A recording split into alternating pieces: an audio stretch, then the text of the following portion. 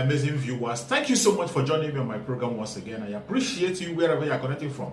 If you have not subscribed to my channel, please kindly subscribe to my channel. Click the notification bell so that you'll be notified each time I upload a video.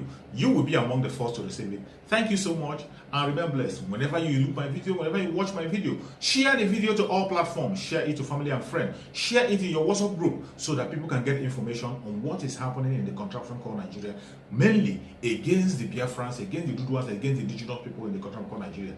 I try as much as possible to set the record straight. I don't preach hate speech. I don't speak against people. I set the record straight. The only important thing I do here is to make sure that the plight of the people remains on the front burner and the world will know the true story of what is going on in the contraption called Nigeria. Remember, they will always change the narrative. The government will always try as much as possible to use the conventional media to change the narrative, but that I will not allow.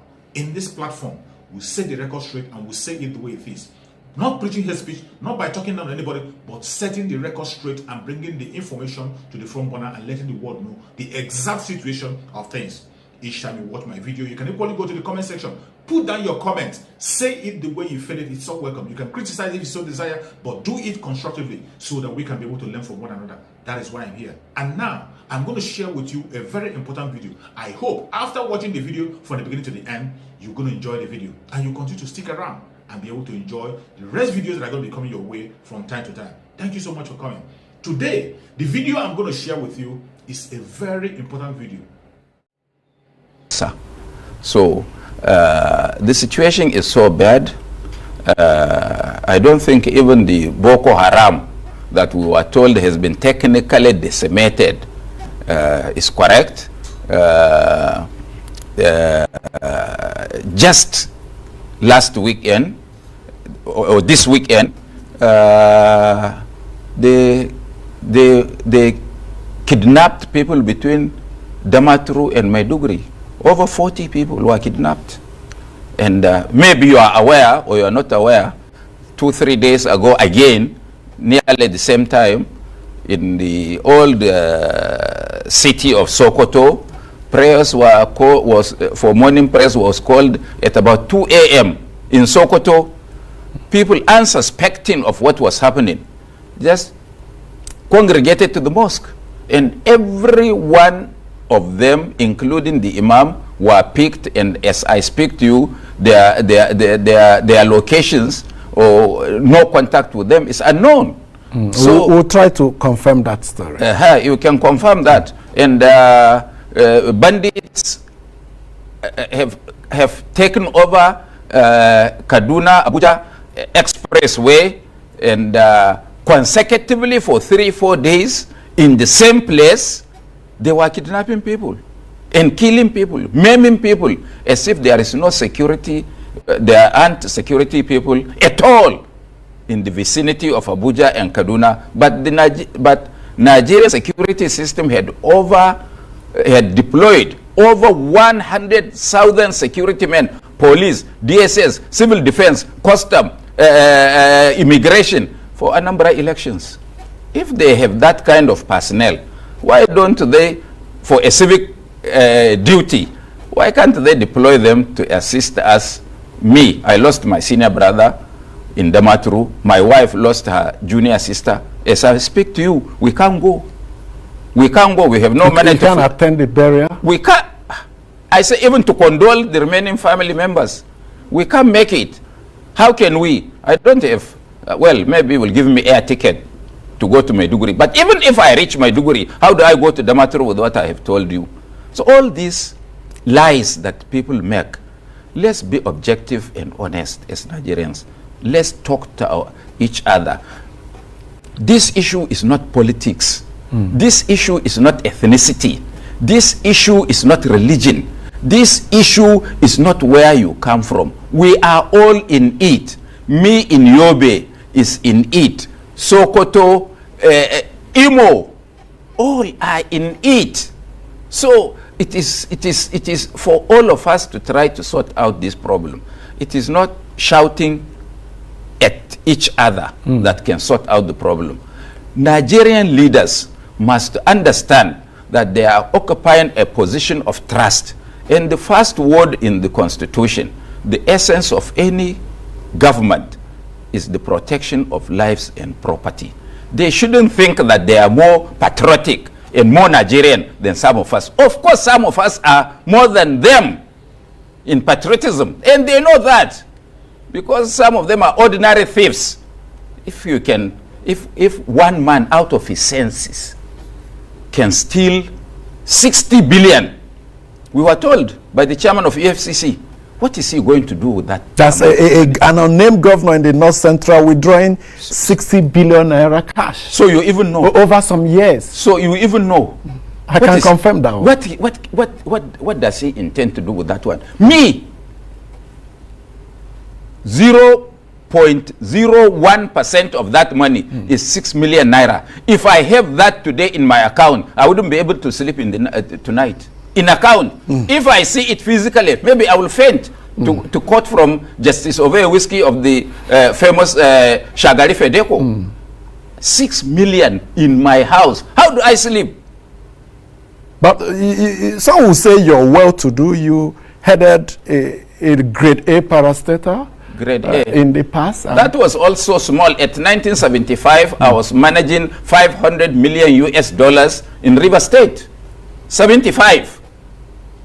And I still sleep in a 2-bedroom house with the zinc roof.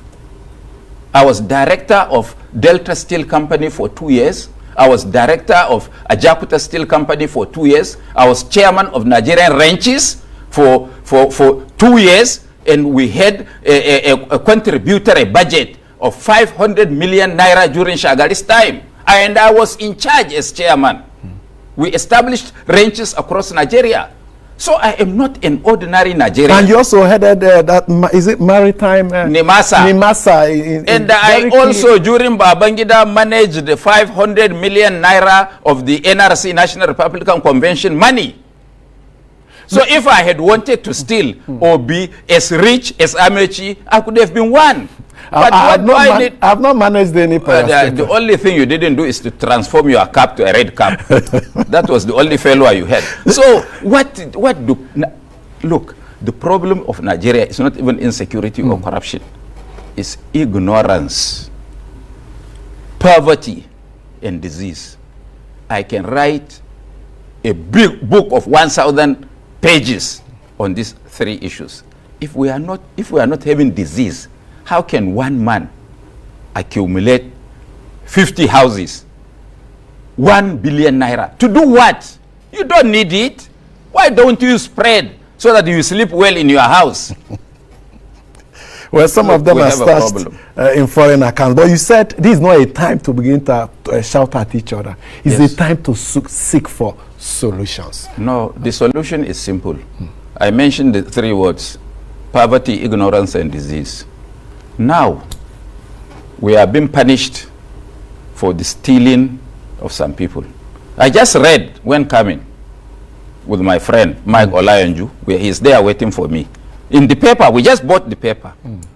And at the back of the Daily Trust, they said one Abubakar Adam Ibrahim wrote and said that, look, Nigerians are tired of Buhari and Buhari is tired of Nigeria. That's the caption. Do you know that it entails a lot of information? The Minister of Finance, Zainab Ahmed, whom I respect very well, is a wife to my schoolmate, Shamsuna Ahmed. She told us, and I can quote her, that they are borrowing over $2 billion US, which I just saw again, approved in the paper. Of almost $5 billion US approved. Approved for infrastructure, provide roads, provide bridges, provide this, provide that. They had earlier done that severally and borrowed. Now we borrowed over $50 billion US. Is it but no Nigerian is asking. It's okay, we've been borrowing. Every Nigerian is indebted. You will be arrested one day and be taken to China or London. The debt management office told us just a few days ago that total national debt has risen from 35 to 38 trillion. That was before the approval of almost $5 billion. Okay, let me just come. So can't we ask a question? Who does this money belong to? Who is going to pay this money? Is this government or our children?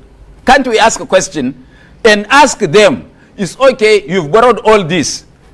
What have you done with it? Show us. Why can't Lai Mohammed come and show us on television how they expended over 50 billion US dollars loan? Is it up to 50 billion? We'll confirm that. But why don't you do the arithmetic? You told me about 30-something trillion. Yes. When you convert that to dollar, how much does it? Some of them are owned by states anyway. But the who is responsible for approving the foreign loan? Yeah, the federal government. Just listen, I didn't land because I'm talking about Nigeria's problem and insecurity. Yes. And insecurity.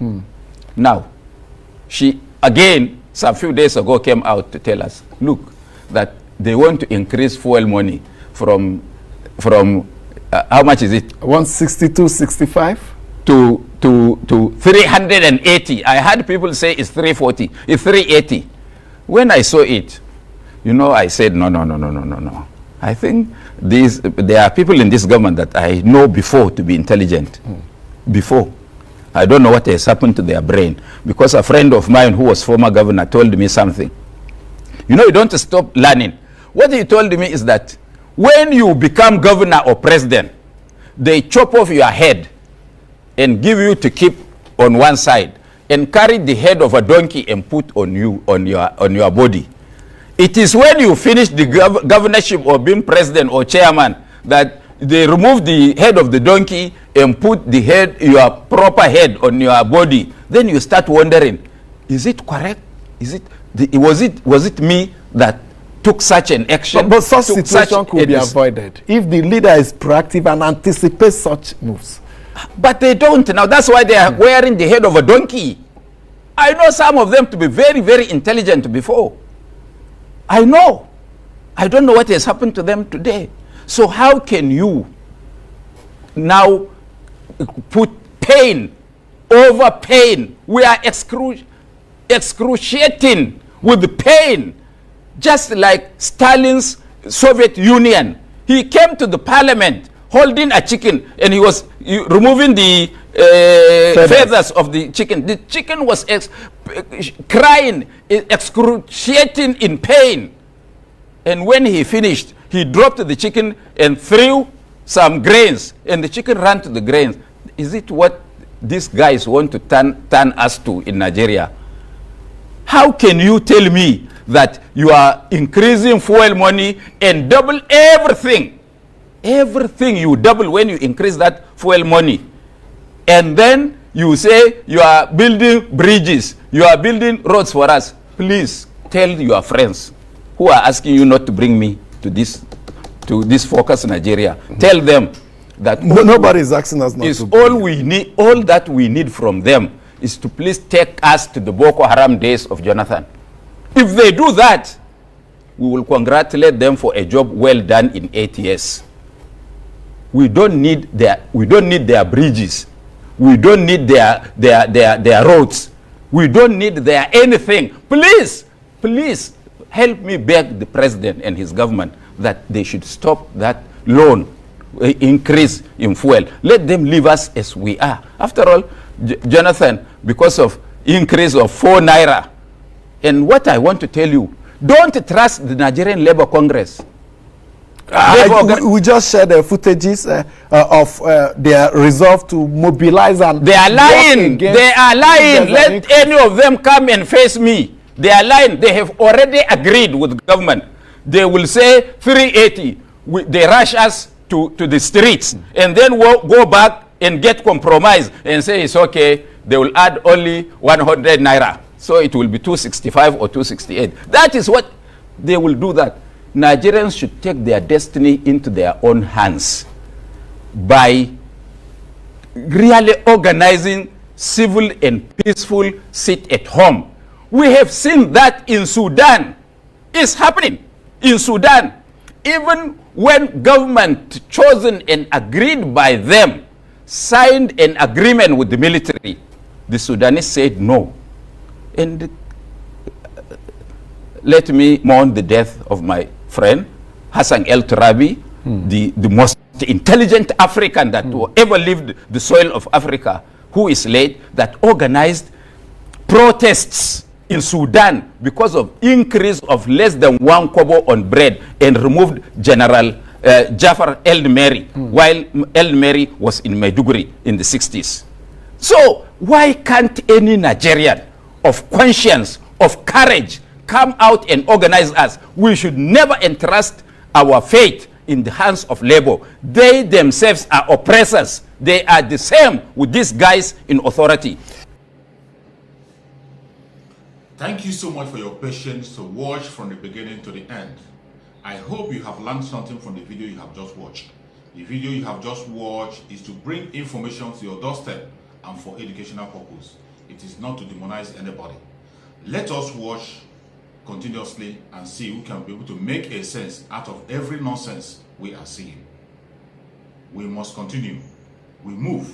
It doesn't matter what they do. It doesn't matter what they say. They will kill us. We will kill them. At the end of the day, Biafra is here. Thank you for watching. If you have not subscribed to the channel, please kindly subscribe to the channel. Click the notification bell so that you're notified each time I upload a video. You will be among the first to receive it. Thank you and remain blessed. Bye-bye. See you again.